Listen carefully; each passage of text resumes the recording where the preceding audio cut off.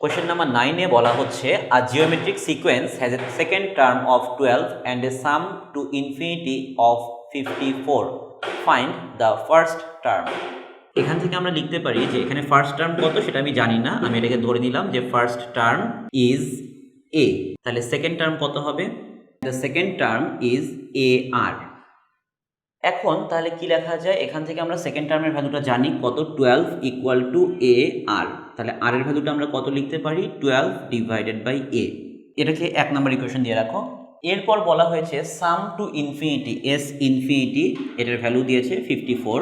তো সাম টু ইনফিনিটির একটা ফর্মুলা আছে, কি formula? A divide by 1 minus r. S ইনফিনিটির ভ্যালুটা হচ্ছে 54 equals to a divided by 1 minus r এর ভ্যালুটা হবে 12 ডিভাইডেড বাই এ।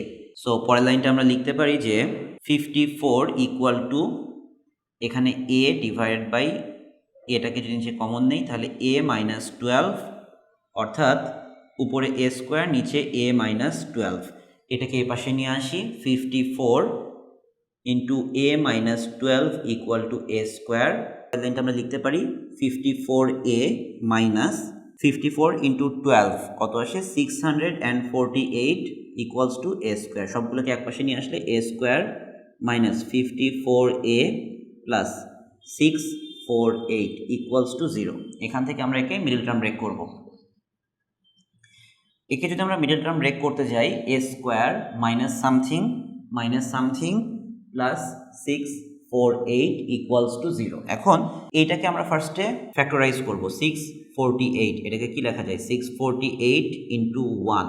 এরপর লিখতে পারি 324 into 2, 216 into 3, 162 into 4, 108 into 6, 81 into 8, 54 into 12, 36 into 18 এবং 27 ইন্টু 24।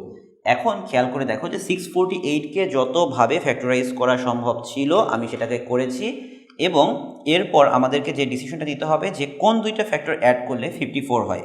খেয়াল করো 36 এবং 18 এই দুটাকে অ্যাড করলে আমি 54 পাবো। তাহলে এখানে লিখবো a square minus 36a minus 18a plus 648।